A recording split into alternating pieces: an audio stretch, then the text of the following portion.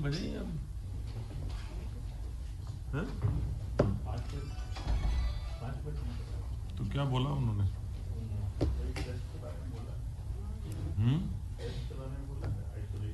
Test कितने हुए? नहीं, कुल कितने हो गए?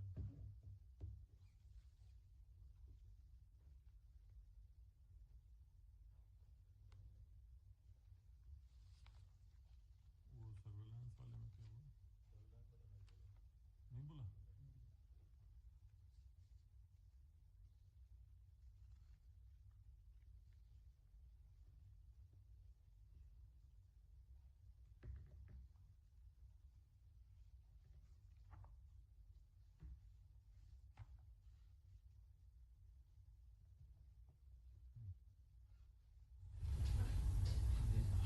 अभी प्रमुख सचिव स्वास्थ्य ने आपको कोरोना के बारे में समुचित जानकारी दी। जैसा उन्होंने बताया कि प्रदेश में कोरोना का संक्रमण काफ़ी कम हो गया है और प्रदेश में अब पूरे प्रदेश में 8,000 से भी कम मामले बचे हैं और प्रदेश सरकार पूर्णतया कोरोना को समाप्त करने के लिए प्रतिबद्ध है और पूरा प्रयास किया जा रहा है।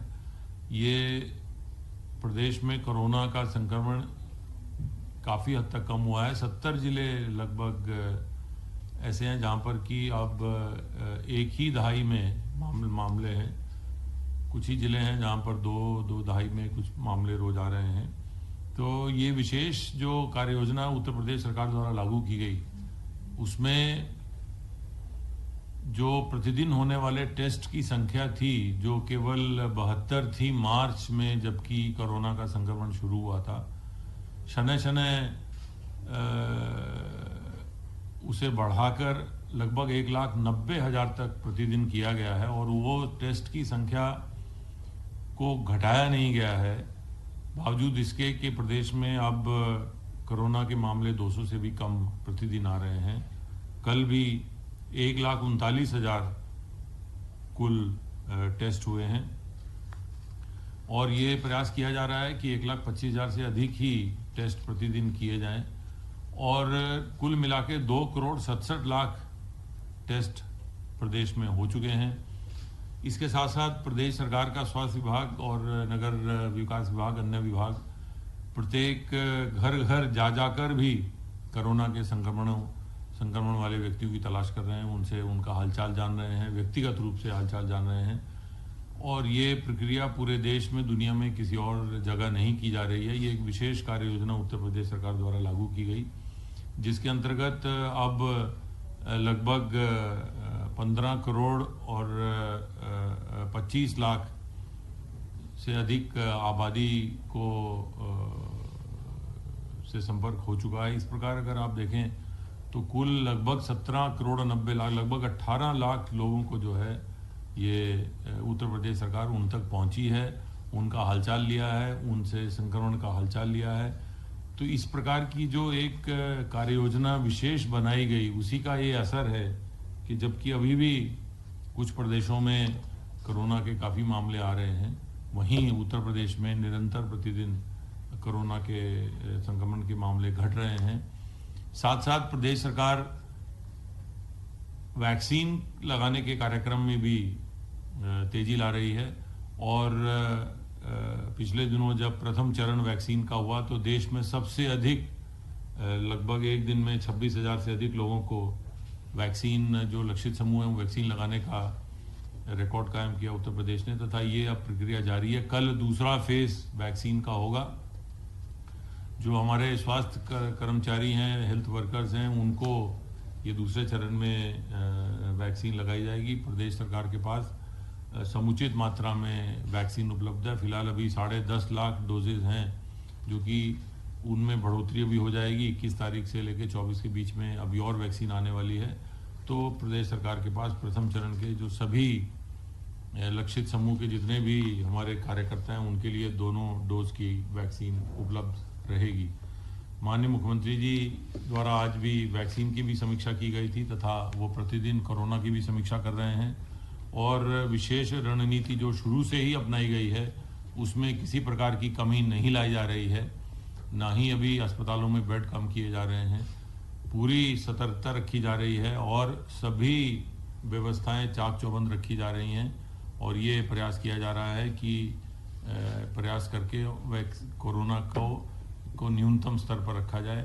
प्रदेश सरकार सभी नागरिकों से अपील भी करती है कि चूंकि संक्रमण अभी भी है, समाप्त नहीं हुआ है, तब तक जब तक समाप्त नहीं हो जाता मास्क का लगातार उपयोग करें, हाथ धोते रहें और भीड़ भाड़ वाले क्षेत्रों से बचें, सोशल डिस्टेंसिंग रखें।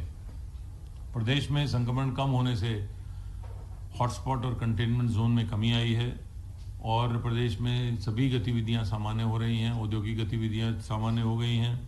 प्रदेश में लगभग 8,18,427 इकाइयाँ कार्यशील हैं, जिनमें लगभग 52 लाख से अधिक श्रमिक कार्यरत हैं। प्रदेश सरकार द्वारा विशेष अभियान चलाकर प्रदेश में जो स्थित MSMEs हैं, जो लघु और सूक्ष्म और मध्यम इकाइयां हैं, उनको वित्त पोषित कराकर उनके माध्यम से अधिक रोजगार पैदा करने का एक जो अभियान चलाया जा रहा है, उस अभियान में बैंकों से समन्वय किया गया है और जहां आत्मनिर्भर पैकेज में जो पूर्व से विद्यमान इकाइयां थी, उन्हें कार्यशील पूंजी की उनकी समस्याओं को देखते हुए उन्हें जो अतिरिक्त धनराशि दी जानी थी, वो लगभग 4,37,000 इकाइयों को 11,100 करोड़ रुपए वितरण बैंक द्वारा किए गए हैं। इसके साथ साथ नई MSME इकाइयों को प्रदेश में स्थापित करने हेतु लगभग 7,11,000 MSME इकाइयों को 23,751 करोड़ रुपए का वितरण बैंक द्वारा किया गया। इस प्रकार वर्तमान वित्तीय वर्ष में अभी तक लगभग 11.5 लाख इकाइयों को विभिन्न बैंकों द्वारा लगभग 34,800 करोड़ रुपए वितरण किया गया है, जो कि एक अपने आप में एक बहुत बड़ा रिकॉर्ड है। और इसको बढ़ाकर जहां 11,50,000 के आसपास इकाइयां हुई हैं, इनको बढ़ाकर 20 लाख इकाइयां करने का वर्तमान वित्तीय वर्ष में लक्ष्य रखा गया और शीघ्र ही माननीय मुख्यमंत्री जी के कर कमलों से एक ऑनलाइन ऋण मेला भी आयोजित कराया जाएगा। मिशन रोजगार के अंतर्गत ये जहां सरकारी नौकरियों में तेजी लाई जा रही है, उनकी भर्तियों में तेजी लाई जा रही है, वहीं पर अन्य स्रोतों से, स्वरोजगार से, उद्योगों के माध्यम से, कौशल प्रशिक्षण से भी रोजगार के अधिक से अधिक अवसर पैदा करने का प्रयास किया जा रहा है। प्रदेश सरकार द्वारा अब लगभग 4 साल पूरे होते होते 4 लाख सरकारी नौकरियां उपलब्ध होंगी।